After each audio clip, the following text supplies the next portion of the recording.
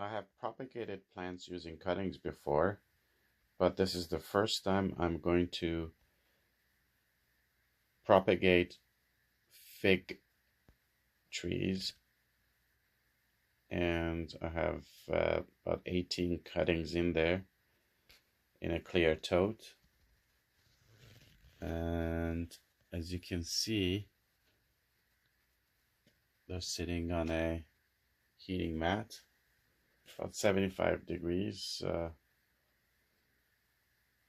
more than 80 degrees basically. You want the root zone to be warmer, so the roots develop before the leaves come out. The reason I use a clear tote because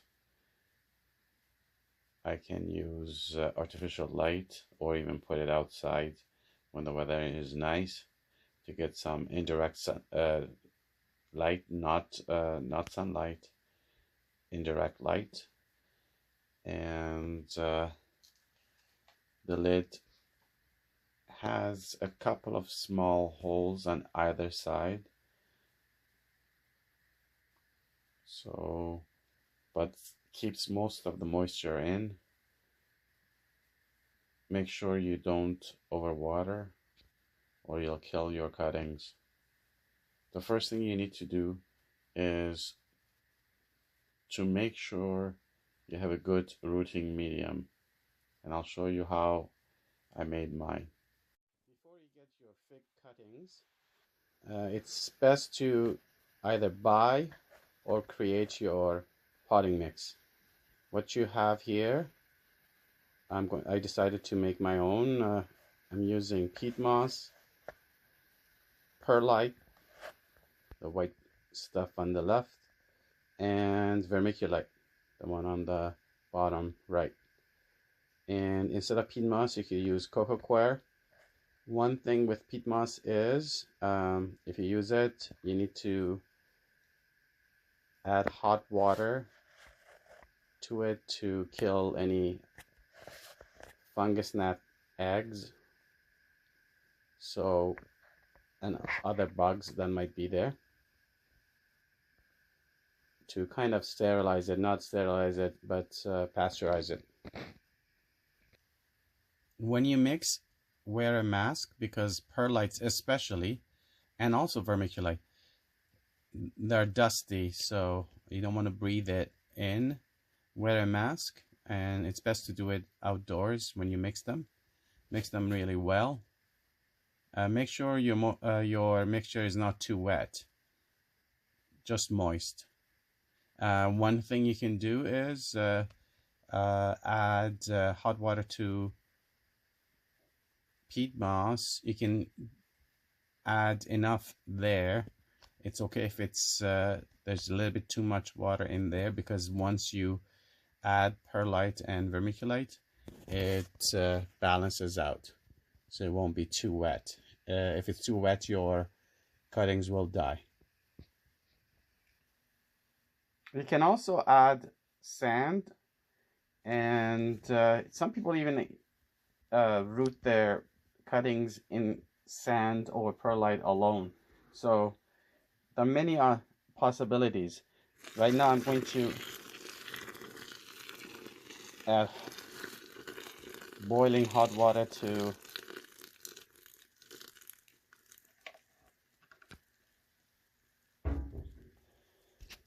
peat moss to kill the insect eggs, and make sure you're not going to have problems later on.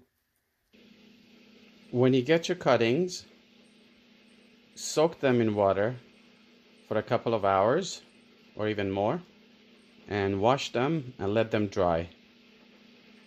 Make sure you orient your cuttings properly.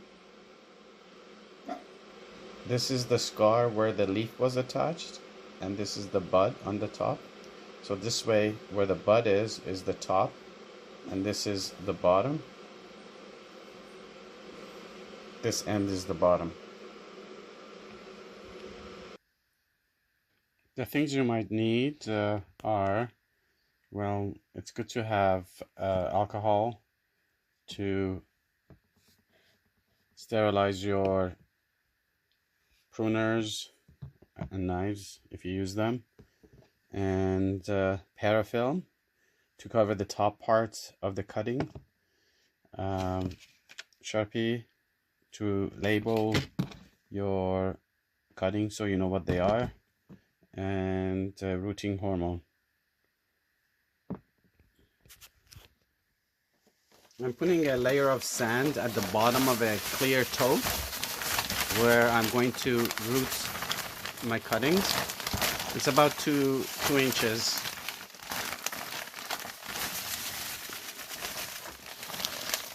Deep. Going to even it up. Then I'm going to add my potting mix.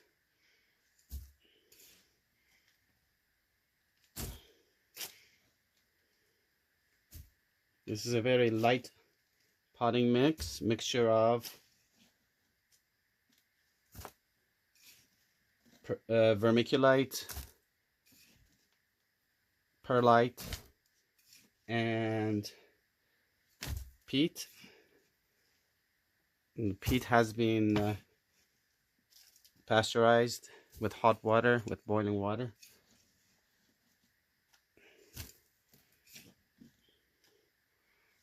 So basically I'm putting about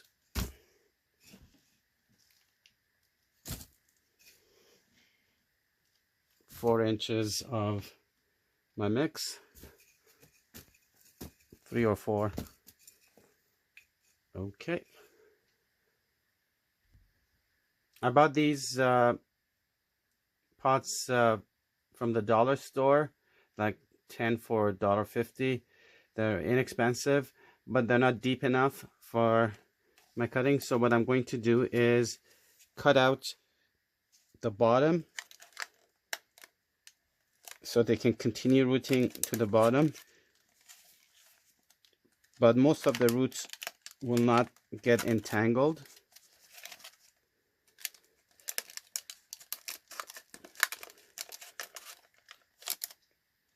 This is a very inexpensive way of doing things. You can see the bottoms were cut out, and so they have about 4 or 5 inches to extra to root into when you put it here. Okay, so these are the pots. I'm just going to put them here and fill them with the potting mix or the rooting mix. And also, since I have too many cuttings, I'm gonna create space also between here, between this pot and that pot, and continue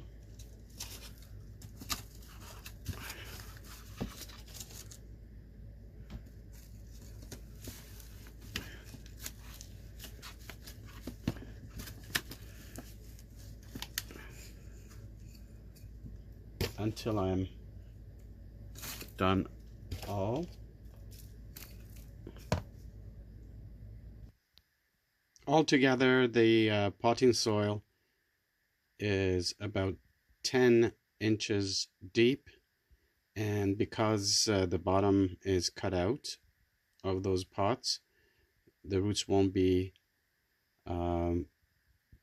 bound in the pot, so they won't go root bound. And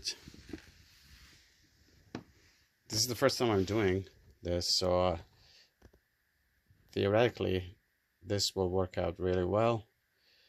The water, if there is excess water, it will go down to the sand layer and it should be okay. And I'm not going to overwater anyways, and that's the biggest mistake people make. Overwatering causes the cuttings to rot. Less is more, As long as it's moist is good enough. We're going to cut close to the bottom bud. This is where most of the undifferentiated cells are, and you get better chance of rooting. And also at the top, we just also want to make sure we cut that too. Make sure it's nice and fresh. If it's brown, it's no good, but it's nice and green. You can see it's good. Now we have to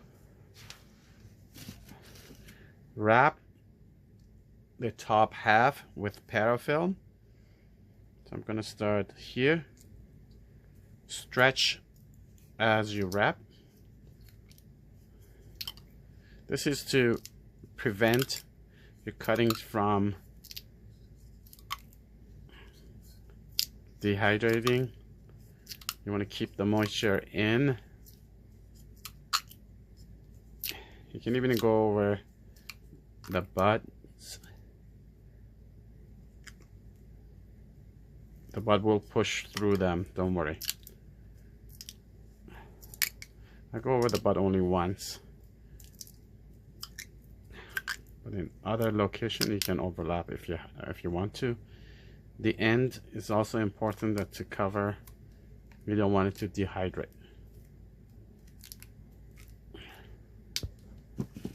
Okay, you can see that.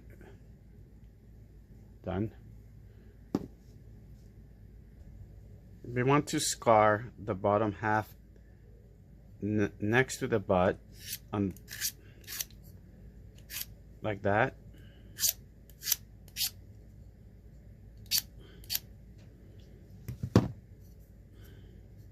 This will help with rooting. Also, rooting hormone, dip it in there. Shake the extra off.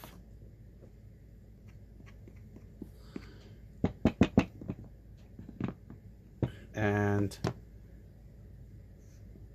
put it in your rooting medium. Now I'm going to push it in. Here I'm going to use this marker to dip it in and push it. Make sure there's good contact with this potting mix or rooting mix. And make sure everything is labeled. Otherwise you're going to forget. Not all of them will be successful. We'll see. I'll post later on to show how many are successful. As you can see, everything is labeled, and make sure you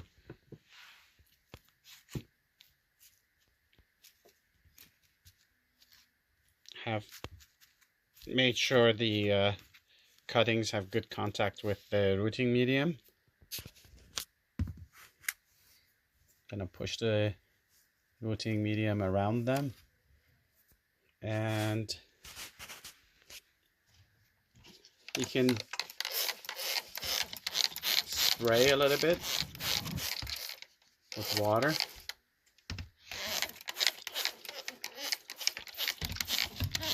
Not too much, just to add a bit of humidity, and put the lid back on.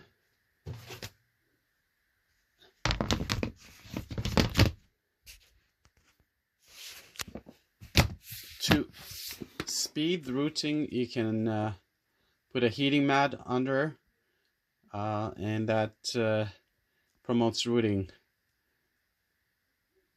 Thanks for watching. Take care.